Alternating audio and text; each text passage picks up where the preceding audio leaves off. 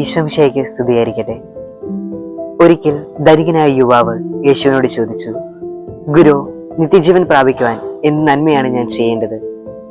യേശു പറഞ്ഞു, എന്തിനാണ് നീ നന്മയെപ്പറ്റി അന്വേഷിക്കുന്നത്? നല്ലവൻ ഒരുവൻ മാത്രം. ജീവനിലേക്ക് പ്രവേശിക്കാൻ ആഗ്രഹിക്കുന്നവൻ എൻ്റെ പ്രമാണങ്ങൾ അനുസരിക്കും. അവൻ ചോദിച്ചു, ഏതെല്ലാം? കൊല്ലരുത്, വ്യഭിചാരം ചെയ്യരുത്, മോഷ്ടിക്കരുത്, കള്ളസാക്ഷി നൽകരുത്, പിതാവിനെയും മാതാവിനെയും ബഹുമാനിക്കുക, നിന്നെപ്പോലെ തന്നെ നിന്റെ അയൽക്കാരനെ സ്നേഹിക്കുക. അവൻ പറഞ്ഞു, ഇവയെല്ലാം ഞാൻ പാലിക്കുന്നുണ്ട്, ഇനിയും എനിക്ക് എന്താണ് കുറവ്? യേശു പറഞ്ഞു, നിനക്കുള്ളതെല്ലാം വിറ്റ് ദരിദ്രർക്ക് കൊടുക്കുക. അതെ, നമ്മുടെ ജീവിതത്തിൽ പ്രമാണങ്ങളെല്ലാം അനുസരിച്ചിട്ടും ഇനിയും എന്താണ് കുറവ്? കർത്താവിനായി ജീവിക്കാൻ ഇറങ്ങി തിരിച്ച നാം പലപ്പോഴും സ്ഥാനമാനങ്ങളും അംഗീകാരങ്ങളും ആഗ്രഹിക്കാറുണ്ട്. സ്വത്തുക്കൾ പലപ്പോഴും നമ്മുടെ പ്രത്യേക ഇഷ്ടങ്ങളും വസ്തുക്കളുമാകാം. അതിൽ നിന്ന് കർത്താവ് വിമോചനം ആഗ്രഹിക്കുന്നുണ്ട്.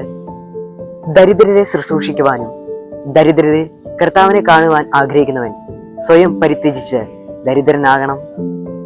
ലോകത്തെയും ലോക സൗഭാഗ്യങ്ങളെയും ത്യജിക്കുമ്പോൾ നാം സ്വർഗത്തെയും സ്വർഗ സൗഭാഗ്യത്തെയും നേടുകയാണ്. മറക്കരുത്.